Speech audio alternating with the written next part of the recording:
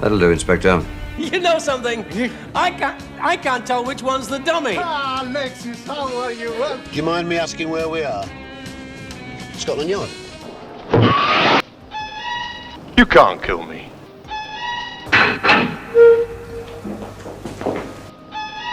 Listen, Pop, Tommy's in trouble. While the Sweeney was on the air, the real commander of the flying squad was sent to prison for 8 years for corruption, and the show's own creator had already walked out before a single episode of the proper series was filmed. Behind the screeching Jaguars, the kicked-in doors, and one of the most influential British police dramas ever made, the real story is darker, messier, and more accidental than anyone watching it for the first time in 1975 could possibly have known. Secret 1, born from a hated hit. What's her name? Katina Kaloyaropoulou. I beg your pardon? You work it out.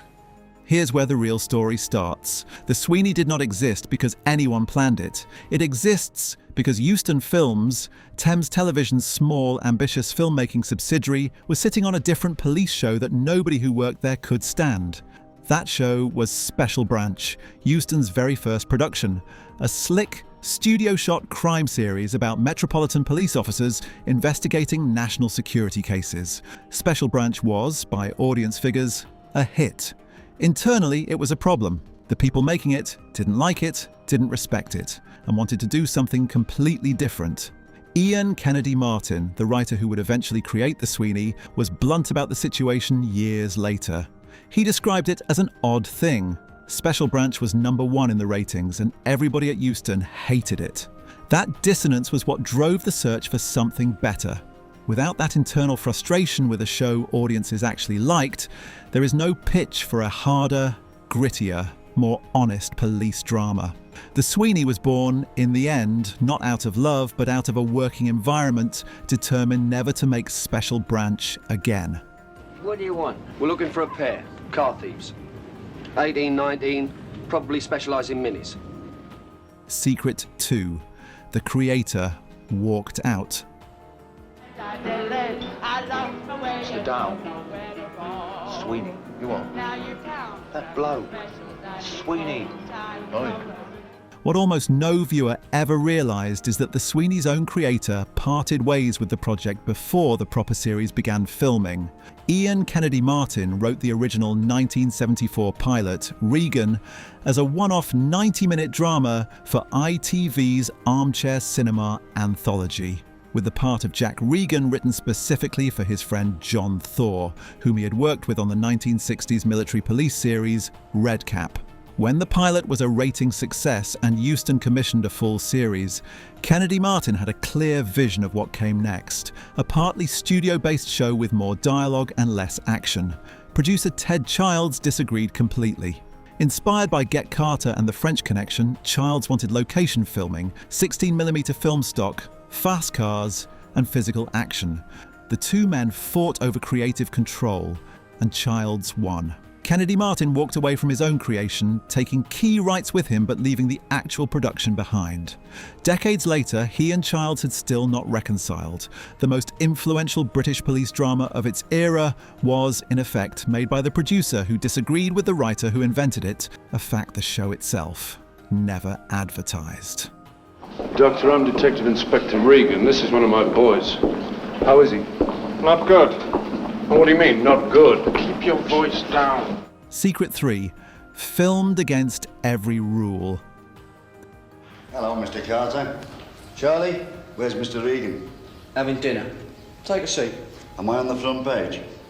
The look of the Sweeney was not a stylistic choice. It was a small revolution. At a time when virtually every British police drama was shot on videotape in studios, with location work added only when absolutely necessary, Ted Childs insisted the entire series be shot on 16mm film, almost entirely on location, by Euston Films.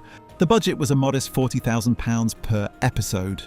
Filming was done in 10 working days. The number of different filming locations had to be restricted to roughly 10 per episode, because anything more was logistically impossible. What that decision produced was a show that did not look like anything else on British television. It looked like a film. The streets were real streets. The pubs were real pubs. The London the audience saw out of the cab windows of speeding Jaguars was the London they recognised from outside their own front doors. Every British police drama made since, from Prime Suspect to Line of Duty, traces its visual DNA back to that one decision, made over the objections of the show's creator, by a producer who simply refused to make another studio-bound cop show. You're on page 3 and there's not even a picture. You got my hair done specially. They came along and took hundreds. Well, maybe they're saving you up for the Sundays. Secret 4. A wife killed for money.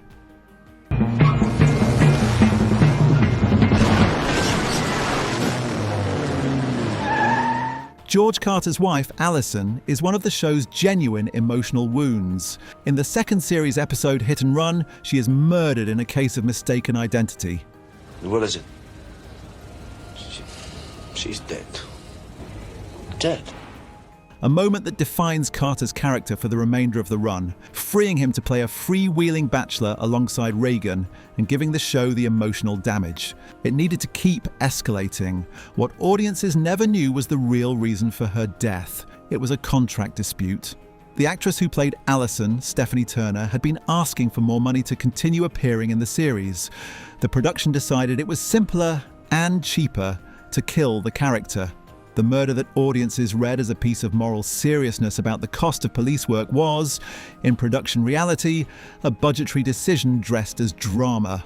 Turner herself went on to star in Juliet Bravo, devised in part by the same Ian Kennedy Martin, who had walked away from The Sweeney.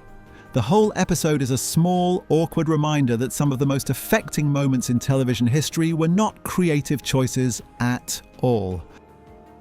4-star? Yeah, that delicatessen on the corner of Proud Street, Gluckman's. Star of David. So who's counting? You were? Secret 5. The real squad was bent. Are you stupid? You can't kill me. You'll be dead 2 seconds after it. This is the secret that genuinely changes how the show should be watched. While The Sweeney was on air presenting Jack Regan as a flawed but fundamentally honest copper, the real flying squad was being publicly exposed as one of the most corrupt units in the history of the Metropolitan Police. The squad's actual commander, Detective Chief Superintendent Kenneth Drury, was convicted of 5 counts of corruption and jailed for 8 years on the 7th of July 1977, right in the middle of the show's run. 12 other officers were convicted. Many more resigned. An external investigation, Operation Countryman, was launched to try to clean up what remained. What makes the parallel uncomfortable is that the show acknowledged it. The 1978 feature film Sweeney Todd directly built a plot element around a chief inspector facing corruption charges, fiction openly absorbing the real-world scandal that was unfolding around the production. Audiences watched a glamorized, principled flying squad on Monday nights while reading headlines about its real-life equivalent on Tuesday mornings. The Sweeney was not just entertainment. It was partly a national fantasy operating in direct contradiction to reality. If you're enjoying this, it would mean a lot if you subscribed. It helps us keep making videos like this one. Just hit that button and you'll never miss a new one. And stay with us, because secret number 9 is about how the Sweeney quietly admitted in its very last episode that the institution it had made famous was rotten. Here, me old son. Cheers. Listen, Pop, Tommy's in trouble. I knew it. I bloody knew it. Secret 6. The Morecambe and Wise deal. Hello. How are you? I'm Eric. Come in and lie down. This is Ernie. He's with Interpol. Yes, how do you? I'm Detective Inspector Regan. Oh, yes. This is my colleague. One of the most charming pieces of British television history is also, technically, a piece of blackmail. In 1976, the BBC asked John Thaw and Dennis Waterman to appear as themselves on Morecambe and Wise's legendary Christmas show, which that year featured Elton John, Angela Rippon, and a Christmas play set in the First World War. Thaw and Waterman agreed, but only on one condition. Eric and Ernie had to return the favour and appear in an episode of The Sweeney. The trouble was that Morecambe and Wise were under contract to the BBC, and The Sweeney was a Thames Television production. Honouring the deal was, at the time, technically impossible. It took 2 years for the obstacle to clear when Morecambe and Wise made their famous move from the BBC to Thames in 1978. Almost immediately, the favour was called in. The result was the 1978 Sweeney episode Hearts and Minds, in which Eric and Ernie play themselves caught up in a Cold War drug plot involving Regan, Carter, frozen fish, and a high-speed chase. It is one of the strangest episodes of British television ever made, and it only exists because Thaw and Waterman, 2 years earlier, had refused to do a Christmas show without a guarantee in writing. You know something? I can't tell which one's the dummy. I've got the glasses on. Secret 7. The BBC's failed copy.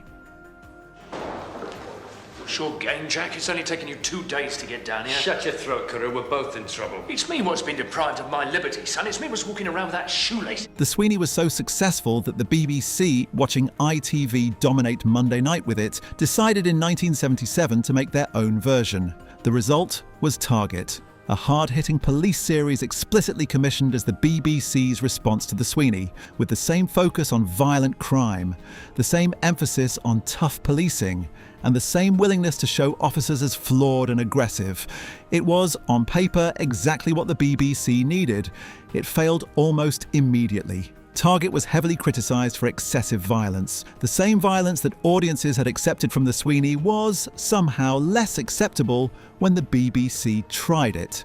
The corporation cancelled the show after just 2 series. What the failure of Target proved was that the Sweeney was not simply a formula that could be copied. It was a specific combination of cast, production style, and tonal authority that nobody, including the BBC with significantly more resources, could replicate. The most influential British cop show of the decade had by that point become impossible to imitate without exposing the imitation immediately.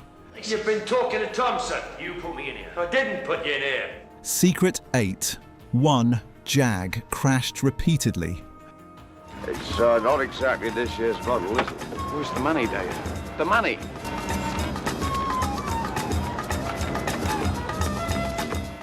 Almost every chase scene in the Sweeney involves the same handful of Jaguars. The stunt arranger Peter Braham preferred them because their build made them, in his judgment, the safest cars to crash. The economics of a £40,000 per episode budget did the rest. The same few Jaguars were crashed, repaired, resprayed and crashed again across episode after episode, building one of the most action-heavy chase reputations in British television history on a fleet of patched-together wrecks. There is a particular detail that links this directly to another beloved British detective drama. According to a story Kevin Whately has told about John Thaw, the Regency-red 1960 Jaguar Mark II that became iconic as Inspector Morse's car, registration 248RPA, had, in its earlier life, been used on the Sweeney. Thaw claimed he had personally witnessed the same car being written off multiple times during filming. It was, in real life, a polished-up wreck that frequently broke down on set. The vehicle that audiences would later watch glide through the dreaming spires of Oxford as Morse's pride and joy was, in another decade, being repeatedly destroyed in West London by Jack Regan.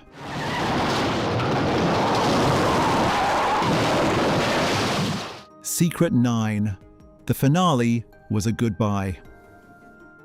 Look, the police service cannot afford to remain balkanised any longer. The left hand has got to know what the right hand's doing. I leave anatomy to Chief Constables, Governor. The Sweeney did not end on a high. It ended with a quiet, devastating piece of self-criticism that almost no fan ever quite forgives. The final episode, Jack or Knave, broadcast on the 28th of December 1978, sees Jack Regan implicated in a corruption scandal and temporarily locked up by his own institution. He is eventually exonerated, the evidence against him collapses, and he is free to return to the squad. He doesn't. He resigns in disgust. The character who had defined 10 o'clock Monday nights for 4 years walked out of the institution that had made him famous. What makes the ending darker and stranger is the timing.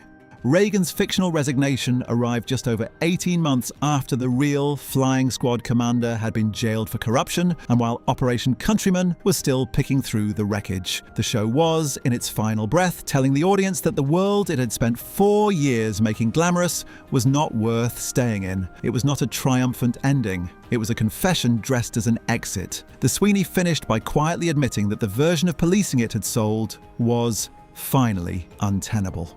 Inspector Regan. I don't have to justify the actions of my chief constable to you, Regan.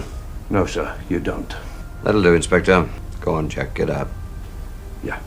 Secret 10. Why It Never Died. How are you, Titus? You never came to see me, Mr. Regan. When the 2012 film The Sweeney was released, starring Ray Winstone as Regan and Ben Drew as Carter, the reaction was mostly affectionate disappointment. The reboot tried to recapture what the original had been and could not. What the failure of the 2012 film proved was that The Sweeney itself was not repeatable, but its DNA was already everywhere. Gene Hunt in Life on Mars and Ashes to Ashes is, as that show's writers have openly admitted, a direct descendant of Jack Regan. The clipped dialogue, the moral compromise, the bruised camaraderie, the willingness to make police officers genuinely difficult to like. Every British police drama of the last 40 years owes something to the 4 series that John Thaw and Dennis Waterman made between 1975 and 1978. That is the real secret of The Sweeney. It was never simply a show about catching criminals. It was the moment British television decided to stop pretending its police were Dixon of Dock Green and start telling the truth, or something close to it, about who they actually were. The institution it portrayed was being exposed as corrupt as the cameras rolled. The creator who invented it walked out before it began. The actor who carried it became a national figure he never quite seemed to enjoy being. And yet, 50 years on, it is still on television almost every day of the week somewhere. Some shows endure because they were beloved. The Sweeney endures because it was true.